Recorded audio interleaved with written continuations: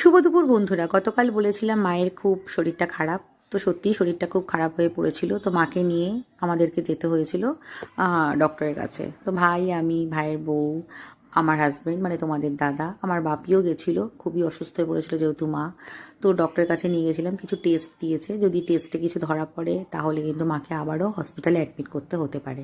যাই হোক, তোমাদের কাছে আমি লাঞ্চের মেনু নিয়ে চলে এলাম আজকে রবিবারের লাঞ্চের মেনু। তো এই আলু দিয়ে কষা কষা যে তরকারিটা করছি, এটা কিন্তু একেবারে মাটন কিংবা চিকেন না। আজকে আমার লাঞ্চের মেনুতে আছে সবই মাছ, ফুলকপি আলু দিয়ে মাছের ঝোল। আর এইটা করেছি যেটা কষা কষা তরকারি, লাল লাল ঝোল, সেটা হচ্ছে আর মাছের। আর মাছ কার কার খেতে ভালো লাগে আমাকে কমেন্টসে জানিও। আর গরম গরম ভাত। তো আজকে আছে ফুলকপি আলু মাছ দিয়ে ঝোল, ধনেপাতা ছড়িয়ে, আর মাছের কষা কষা রসা রসা তরকারি, আর গরম গরম ভাত। তো তোমরা সবাই ভালো থেকো, সুস্থ থেকো।